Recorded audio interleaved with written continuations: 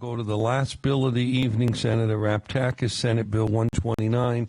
Senator, I endeavor you to go ahead and explain, and then we have still a number of individuals signed up to testify on S-129. Thank you, Mr. Chairman. This act would criminalize and set mandatory minimum sentences for the unlawful interference with traffic upon the federal and state highways of our state. And this comes back from the protesting that took place not only in our highways but to our neighbor to the north. I know that the Rhode Island Association of Fire Chiefs and Police Chiefs were going to testify, but they are in favor of the bill, as many men and women in law enforcement and our public safety. Also, Mr. Chairman, I have for my colleagues an article that was written just a couple of days ago in the Providence Journal entitled "Gandhi Visits the Highway Blockers," which is a very good article which I have passed out, and it really makes a quite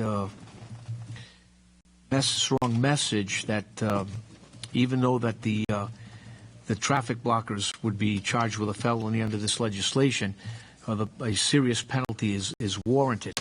And also another piece from Representative Ray Hull and myself that protesters should imperil public safety. Also, I've included a list of sentencing benchmarks because I know there's quite a few individuals that thinking that felony is too tough of a penalty for blocking our state highways, especially impeding our commerce and also endangering the lives of our citizens. Those are being rushed to a hospital, whether having a heart attack or maybe a pregnant woman who's ready to give birth in a complicated delivery. But also in the sentencing benchmarks, you can look at even with or without a weapon, dwelling unoccupied, breaking and entering. It's 1 to 4 years. Shoplifting, second offense, it's a felony.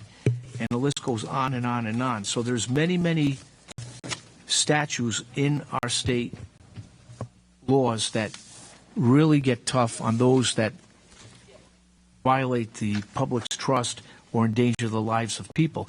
And basically, Mr. Chairman, what is happening here is that we have all sorts of limits on free speech, the most frequently pointed to being the one that freedom of speech doesn't mean that you can cry fire in a crowded theater or yell bomb in a plane 35,000 feet of the air or enter a bank and just decide to call this is a bank robbery without facing any penalties. And it's a real serious problem that by blocking a highway, you also endanger those individuals that are protesting. Unannounced, you can cause harm to those individuals from our law enforcement community that try to prevent those entering our highway system.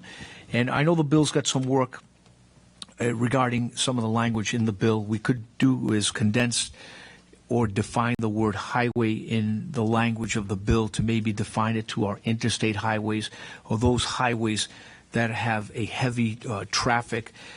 Also, Mr. Chairman, I know that the bill calls for a felony on the first offense, and I have no problem working with our colleagues here on this committee to maybe making it a felony on a second offense, but also focusing the fact that we need tough penalties, especially on those that decide to just trespass on our state highways.